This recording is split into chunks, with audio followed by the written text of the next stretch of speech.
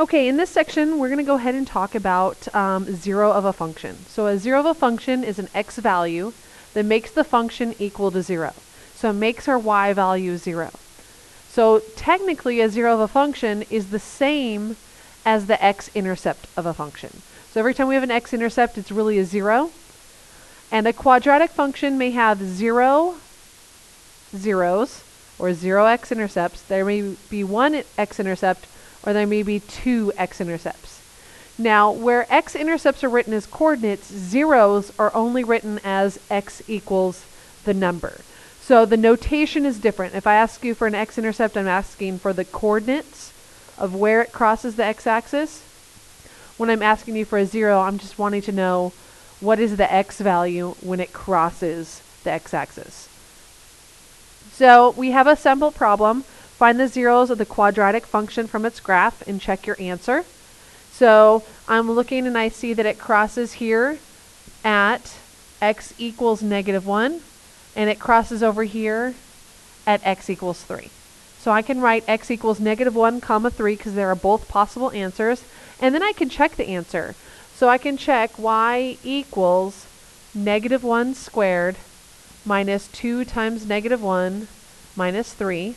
So -1 squared is really +1. -2 times -1 is a +2, and then minus 3. So this becomes 3 minus 3, which gives me a y value of 0. And that's exactly what we're looking for. When I plug in this x value, I'm going to end up with 0 for my y. And then we can check our other value. We could plug in 3. So y equals 3 squared minus 2 times 3 minus 3.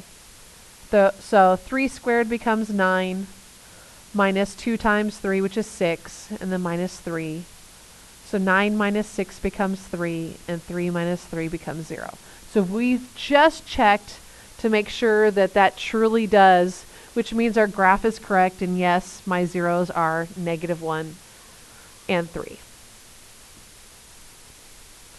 So now, a vertical line that divides a parabola into 2 equal sides is called the axis of symmetry. So in 8.1, we talked about the symmetry of our graph, we talked about the symmetry of our table, and there's actually a line that is the axis of symmetry. So if we fold the graph on that line, both sides would match up perfectly. Now, the axis of symmetry will always go through the vertex of the graph, because the vertex of the graph shows the symmetry in our table, it shows the symmetry in our graph. So what we're going to do is we're going to practice identifying the vertex. So here's our vertex. That vertex occurs at, let's see, x value is 1, 2, 3, 4. So -4, 0. The axis of symmetry then is going to be the line x equals, so it's going to be this line, it goes right through here. And so the equation of that line is x equals -4. So remember how with domain and range, our range always matched our y value? Well, our axis of symmetry will always match our x value of our vertex. So we're seeing some relationships here. Now the next thing they want to know is where are our zeros? Well, it seems like my 0 is only right here. That's the only spot that it touches, and that occurs at x equals -4. Just happens to be the same as my axis of symmetry. That won't always happen. And the min value of my vertex, because this vertex is the min, it's the lowest point on my graph, the min value of my vertex is my y value, because the lowest it goes is my y value, and the lowest my y value goes is 0. So we're seeing the relationship with the min and my y value, also our range, and then we're seeing a relationship between our x value with our axis of symmetry. So our next problem, vertex. So let's start with our vertex. Our vertex is x value is 0, y value -1, 2. Our axis of symmetry should be this line right here. If we fold on that line, both sides match perfectly, and that equation is x equals 0, because remember that matches the x value of my vertex. And then the zeros, well, it doesn't cross my x-axis at all, so there are none. And then the min or max. So this is the highest point of my graph, so it's my max. And the max value is y equals -2. So we're seeing all this different vocabulary for what's going on with our graph. And if you can't keep it straight, you're going to want to make yourself flashcards to remember these things, so that way when it comes to a quiz or test, you've got that assistance. Okay, if a function has no graph given, you can actually use a formula for quadratics to find the axis of symmetry. This formula works for all quadratic functions, and this is our formula. X equals -b over 2a. Now, where do these values b and a come from? Well, they come from our quadratic equation, y equals a times x squared plus b times x plus c. So a is the number in front of that x squared, and b is the number in front of x. It does not include the x's, it just is the numbers in front. So since the axis of symmetry is also the x value of our vertex, we can use this to calculate the vertex of any quadratic. Once the x value is known, we could substitute that value in for x and solve for y to find the vertex. So we're going to go ahead and we are going to find the axis of symmetry, and then we're going to find the vertex for each quadratic. So for the axis of symmetry, we're going to do the x equals -b over 2a. So I need to know what a is. So a here is -3, and b here is 18. So we're going to plug that in. X equals -b over 2 times our a. So this becomes -18 over -6, which gives us 3. So our axis of symmetry is x equals 3. Now that also happens to be the x value of our vertex. So now when we want to find our vertex, we know that x value is going to be 3, because that should match right here.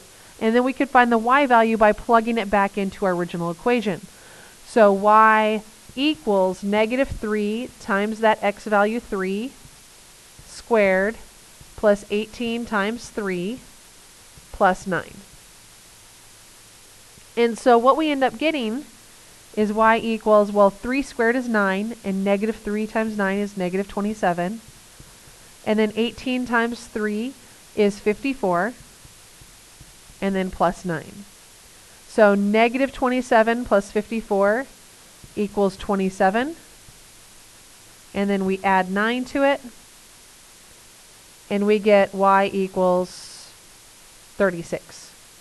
So our vertex is going to be at 3, 36.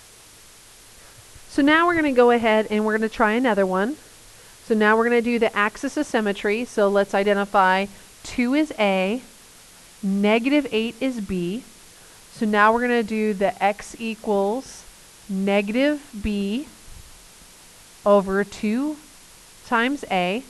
So I'm going to do a negative, which should turn this into a +8. On the bottom we end up with 4, and so now we get 2. So our axis of symmetry is x equals 2, and that is the equation of that line. And then that is also the vertex, the x value of my vertex. So as I find my vertex, I'm going to have an x value of 2, and now I'm going to plug that in to find our y value. So y is going to equal 2 times 2 squared minus 8 times 2 plus 3. So we get 2 squared is 4, and 2 times 4 is 8, minus 8 times 2, which is 16, plus 3. So this is -8 plus 3, which is -5. So our vertex is at 2, -5. And those are our answers. Okay, so let's move on to try a couple more problems, because a lot of people will ask me about, oh, on these problems, well, my x was 3 and there's a 3 in front. My x was 2 and there's a 2 in front. Is that always true? Well, it's not always true. So let's try another problem. A here is the number in front, so our a is 1 and our b is -4. So for our axis of symmetry, we're going to do x equals -b over 2a. So that -4 just cancels out and becomes +4 over 2. So here we got a 2, and there wasn't a 2 in front, so again, doesn't always happen. So our axis of symmetry is x equals 2. Now we're going to go ahead and jump into our our vertex. So for our vertex, we're going to plug in that 2, so y equals 2 squared minus 4 times 2 minus 10. So y equals 4 minus 8 minus 10. So that is y equals -4 minus 10, which gives us -14. So now we have our vertex, which has an x value of +2 and a y value of -14.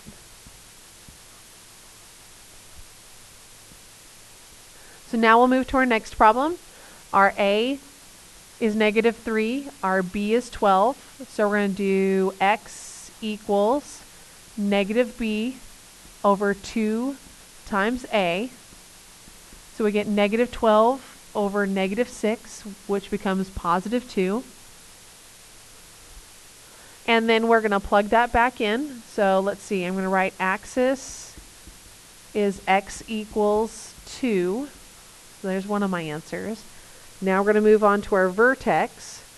So plug in y equals -3 times 2 squared plus 12 times 2 plus 8. So let's see, 2 squared is 4, so -3 times 4 is -12, plus 24, plus 8. So this becomes -12 plus 24 is 12. 12 plus 8 gives us 20. And so now our vertex has an x value of 2 and a y value of 20. And so what's really nice about being able to calculate that vertex mathematically is if you want to graph it, then you know the start of that pattern and that symmetry that we're going to see later on. In fact, our next set of notes is how do we graph these? Now that we know how to find that axis of symmetry and we know how to find the vertex.